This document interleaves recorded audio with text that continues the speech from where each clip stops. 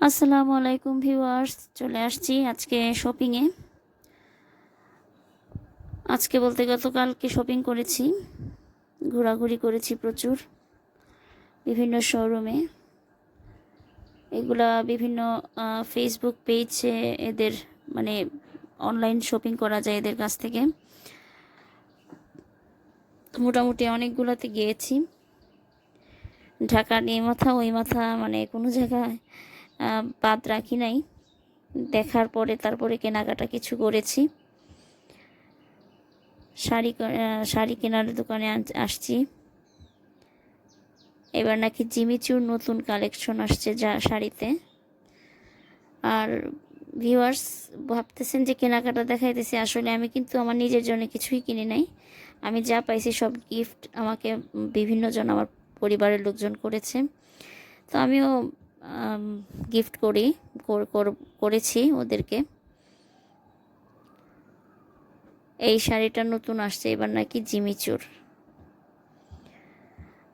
তো আসলে প্রচুর ভিড়, যেদিকেই যায় আর মানে জ্যাম তো আছেই রাস্তায়।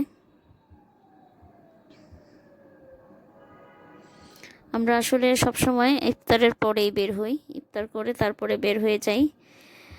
আর সারাদিন পারিসার পাপা তো বাসায় থাকে না, উনি কাজের মানুষ।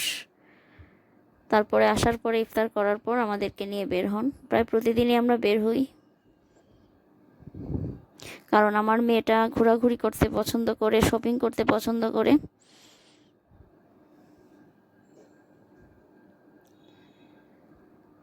বিভিন্ন মহলে আমরা যাচ্ছি।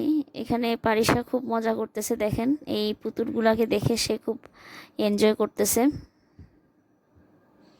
একটা পুতুলকে সে মামাই বলে ফেললো, মানে এরকম টাইপের যাকেই দেখে সে তার মামা মনে হয়।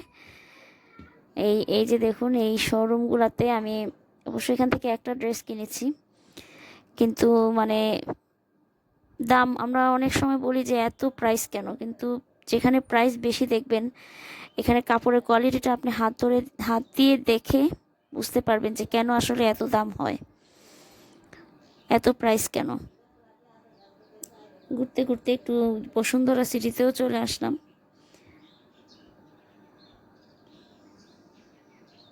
সব জায়গা মিলেই আমরা কেনাকাটা করেছি। আবার নিউ মার্কেট গাউসিয়ায়ও কেনাকাটা করেছি, কারণ আমরা নিজেদের জন্য কিনে তারপরে আবার আমাদেরকে গিফট করতে হয়, সবাইকে আমরা গিফট করি।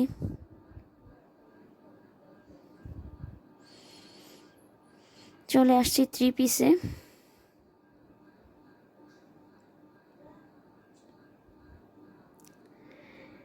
এখানে গত 2 দিন যাবত আমরা যে বের হয়েছি তার একটা ভিডিও। 3-4 দিন ধরে আমরা অনবরত বের হচ্ছি, কারণ এর আগে পারিসার পাপার সময় হয়নি। আমি কাছাকাছি শোরুমগুলোতে গিয়েছিলাম একা। প্রচুর ভিড় ভিউয়ার্স।